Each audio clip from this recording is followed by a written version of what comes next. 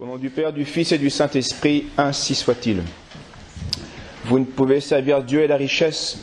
Ne vous inquiétez pas pour votre âme de ce que vous mangerez ou boirez, ni de votre corps de quoi vous le vêtirez. Regardez les oiseaux du ciel. Votre Père céleste les nourrit. Ne vous mettez donc pas en peine. Cherchez premièrement le royaume de Dieu et sa justice, et tout cela vous sera donné en plus. Ce passage évangélique est bien connu, mais il est aussi souvent mal interprété et mal compris. Certains prétendent et pensent au nom d'une fausse spiritualité que la perfection équivaudrait absolument à se désintéresser complètement du temporel.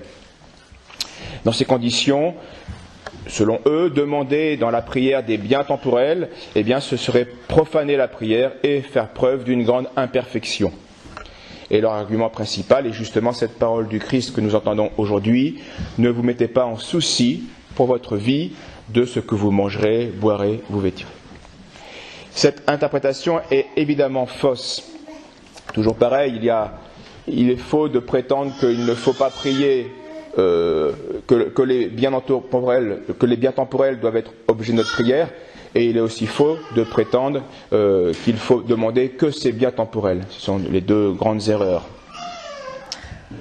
L'Évangile n'interdit pas tout souci des biens temporels, mais il interdit le souci superflu et désordonné de ces biens temporels, oui. Et la meilleure preuve en est que dans son même discours introductif à sa vie publique, le fameux sermon sur la montagne, dont sont extraits les recommandations de ne pas s'inquiéter, notre Seigneur prenait soin de nous enseigner la manière de prier, avec notre Père qui êtes aux cieux, etc. Or, cette prière nous fait demander à Dieu des biens, et parmi ces biens, des biens temporels. Donnez-nous notre pain quotidien. Ce qui manifeste un certain souci de notre subsistance. Même si nous le verrons que ce pain quotidien n'est pas que matériel, il est matériel et spirituel.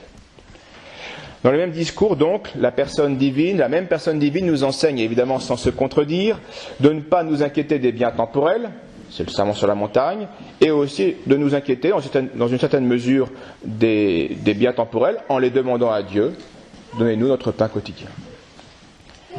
Donc, comme je vous l'ai souvent fait remarquer, notez bien que la parole de Dieu la plus vraie peut servir de fondement à une interprétation humaine qui sera très fausse. Et c'est le propre de toutes les hérésies d'avoir fondé leurs erreurs sur une parole divine, mais comprise de manière humaine, déréglée, perverse, et isolée d'autres paroles divines qui lui ont donné tout son sens. Alors pour bien comprendre ces paroles de notre Seigneur, vous ne pouvez servir Dieu et l'argent, la richesse, vous ne vous inquiétez pas de votre âme, de ce que vous mangerez et boirez, ni de votre corps, de ce que vous vêtirez. Ne vous mettez donc point en peine, cherchez premièrement le royaume de Dieu et sa justice. Et tout le reste vous sera donné par surcroît.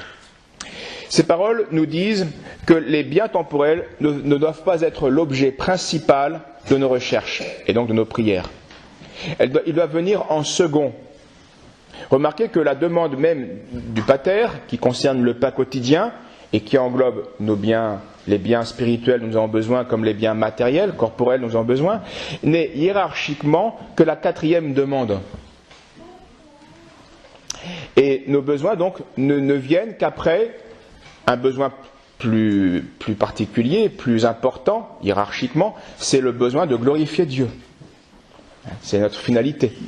Saint Augustin fait remarquer, lorsque le Seigneur dit « il faut premièrement rechercher le royaume de Dieu », il veut dire que les biens temporels ne doivent être recherchés qu'après, mais non pas selon le temps, mais selon leur dignité. Celui-là, donc la gloire de Dieu, il faut le rechercher la gloire de Dieu comme notre vrai bien. C'est ça qui nous glorifie, qui nous béatifie. Donc c'est ça qu'il faut rechercher dans notre vie, à faire attention à glorifier Dieu. Mais l'autre, c'est-à-dire les biens temporels, il faut les rechercher comme des biens nécessaires. On ne met pas notre fin en eux-mêmes, mais on en a besoin, ils nous sont nécessaires, utiles. Le même docteur écrivait à une veuve, Proba, au sujet de la prière, qu'il est permis de demander dans la prière tout ce qu'il est permis de désirer. Donc si ce que je désire est bien, je peux le demander dans la prière. Je suis malade et j'ai besoin de la santé. C'est un bon désir, alors je peux demander la santé dans la prière. Mais toujours, c'est la 4e demande. Elle sera hiérarchisée par rapport à la gloire de Dieu. Est-il utile à la gloire de Dieu? Vais-je glorifier mieux Dieu dans la prière ou dans la santé ou dans la maladie? Cela, Dieu seul le sait. En tout cas, ce bien est bon, je peux le désirer, je peux le demander. Donc il est permis de demander à manger quand on a faim et d'autres biens matériels quand ils nous sont nécessaires. Ce que Dieu réprouve, ce n'est pas de désirer ces biens temporels, mais de les désirer à titre principal, en mettant en eux notre faim, et de ne plus les voir comme de simples secours qui nous aident à tendre vers la béatitude, comme un soutien de la vie corporelle, ou comme des instruments de notre activité vertueuse pour nous sanctifier. Il n'y a donc aucune raison d'exclure les biens temporels des demandes que nous faisons à Dieu. Et l'Écriture même nous y invite parfois à plusieurs reprises. Dans le livre des Proverbes, on lit ceci, cette prière. « Accordez-moi seulement ce qui est nécessaire à ma subsistance. » Et saint Augustin fait remarquer qu'il est très normal de vouloir les moyens suffisants de vivre.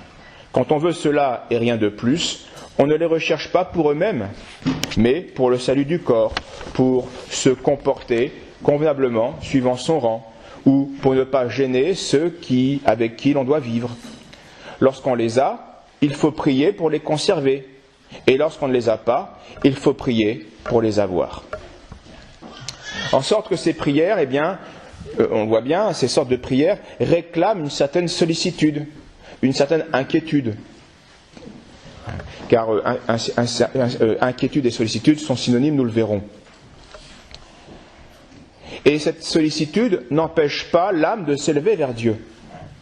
Si notre âme vise les biens temporels pour s'y reposer, comme sa joie ultime, alors en effet, elle s'abaisse, et sa sollicitude est pécamineuse.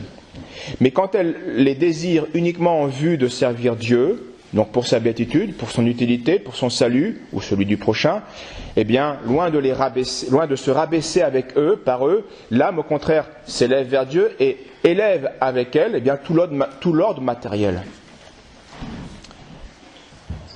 C'est toute la différence qu'il y a entre l'or et le marbre dans les salles de bain des maisons mondaines et l'or et le marbre dans nos oratoires chrétiens. Dans ce cas-là,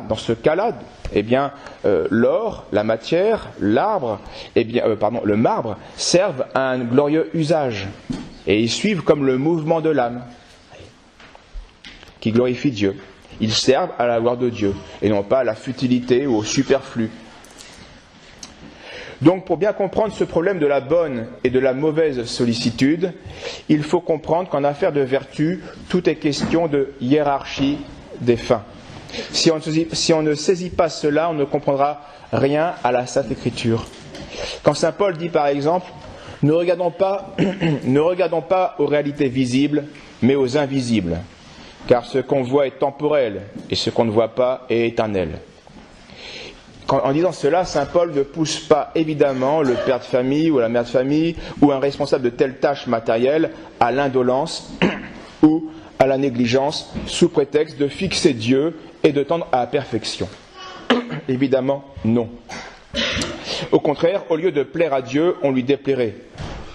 Que penser d'une mère de famille qui se dirait, au nom de l'évangile, au nom de la spiritualité, ne nous inquiétons pas de ce que nous mangerons ce soir, abandonnons-nous à la grâce de Dieu, faisons confiance, pensons à la gloire de Dieu et ne nous occupons pas du repas. Évidemment, au lieu de se sanctifier, elle pécherait. Et ainsi de toute tâche méprisée, toute tâche temporelle méprisée par celui qui a mission de s'en occuper. Saint Paul nous rappelle simplement une vérité que les hommes oublient malheureusement trop facilement, la hiérarchie des fins. Tout le monde temporel existe pour le monde spirituel. Le problème n'est pas telle ou telle chose matérielle, telle ou telle chose temporelle, le problème est-elle à sa bonne place? La hiérarchie des fins. Il faut donc user du premier monde, le monde temporel, matériel, uniquement en vue du second, le monde éternel, le monde invisible. Autrement dit, de manière plus évangélique, notre Seigneur nous posait cette question qui manifeste ce problème. Quel profit aura l'homme s'il gagne le monde entier mais perd son âme? Ou Que donnera l'homme en échange de son âme? Le mal, c'est pas tant de posséder la terre entière, mais qu'est-ce que cela si on perd son âme? Il y a la hiérarchie des fins. Il s'agit donc de veiller à ce que notre activité et tous nos biens temporels ne nous empêchent pas d'accéder aux biens éternels, ni plus ni moins. Et à ce moment-là, la sollicitude que nous avons envers eux sera vertueuse, c'est-à-dire ce sera une vigilance au service de la vertu de prudence, car c'est ça qui est en jeu. Vigilance, je vous l'ai dit, et sollicitude sont identiques. Dans sa première épître, Saint Pierre nous dit même « Soyez prudents et veillez dans la prière ». Donc, soyez vigilants, c'est-à-dire inquiétez-vous. Car veiller, c'est être sur ses gardes, c'est être en alerte, c'est être soucieux en raison d'une certaine difficulté. Donc soyez prudents et veillez dans la prière, c'est-à-dire avec la bonne hiérarchie des fins dans l'intelligence. Saint Isidore nous dit que le mot sollicitude vient de solerz et de chitus. Solerz, chitus, sollicitude. Solerz, c'est l'habilité que nous avons seul. C'est l'art d'un seul, solerz. Et chitus veut dire prompte. Et donc le mot sollicitude nous enseigne que c'est une habilité, un art de l'esprit à accomplir avec promptitude ce qui doit être fait. Or, cette qualité, c'est justement l'acte principal de la prudence, qui doit commander en matière d'action ce qui a été délibéré et jugé droitement. Le philosophe dit à ce sujet, au sujet de cette vertu, qu'il faut délibérer lentement, donc prendre son temps pour réfléchir et juger, mais qu'il faut mettre promptement en œuvre ce qui a été délibéré droitement. Donc, la partie de réflexion doit être lente, mais l'action doit être ensuite prompte, puisque ce qui a été jugé est bien, il faut mettre le bien en place tout de suite, enfin avec le temps. Donc la prudence exige de nous que nous montions la garde, que nous veillons avec le plus grand soin, donc avec sollicitude, donc avec une certaine inquiétude vertueuse des biens qui nous sont confiés, des biens aussi bien spirituels que matériels et temporels, afin de nous protéger nous-mêmes, nos proches, et nos biens, de toute erreur, de tout mal. Donc ici-bas, nous ne pourrons jamais goûter le parfait repos ou la parfaite tranquillité dont les élus jouissent au ciel, qui sont au port de la patrie. Car nous ne sommes pas encore, comme eux, des triomphateurs, mais seulement des voyageurs. Et comme en tout voyage, il faut s'inquiéter des provisions. Et donc certains soucis font partie intégrante de nos devoirs temporels et de nos devoirs spirituels, en raison justement des contingences de la vie, des actions des hommes et aussi de la malice des hommes. Il faut en tenir compte. Ici-bas donc, même celui qui sert Dieu, et non pas la richesse, même celui qui cherche premièrement le royaume de Dieu et sa justice, il devra, selon les circonstances, s'inquiéter, se mettre en peine. Et comme cela se fera vertueusement, selon la hiérarchie des fins, cet homme qui sera plein de sollicitude pourra être aussi appelé un homme tranquille, un homme en repos. Non parce que cet homme plein de sollicitude non parce qu'il ne se soucie de rien, mais parce qu'il ne se soucie pas exagérément d'un grand nombre de choses. Parce qu'il n'a pas à ce sujet de soucis superflus. Et c'est cela dont l'Évangile veut nous guérir. En ayant mis de l'or dans notre tête, en raison de la hiérarchie des fins. Cet homme-là sera donc en repos autant qu'on peut l'être ici-bas. Et il est en repos parce qu'il vit le précepte du Christ. Après avoir fait tout ce qu'il pouvait. Et après avoir demandé tout ce qu'il ne pouvait pas, cet homme s'abandonne à ce moment-là tranquillement, en se souvenant de ces recommandations du Sauveur. Qui de vous, à force de soucis, pourrait ajouter une seule mesure à la longueur de sa vie? N'ayez donc point souci du lendemain, car le lendemain aura souci de lui-même. Et c'était la fin de ce passage évangélique qui n'a pas été lu aujourd'hui. À chaque jour suffit sa peine, concluait notre Seigneur. Au nom du Père, du Fils et du Saint-Esprit. Ainsi soit-il.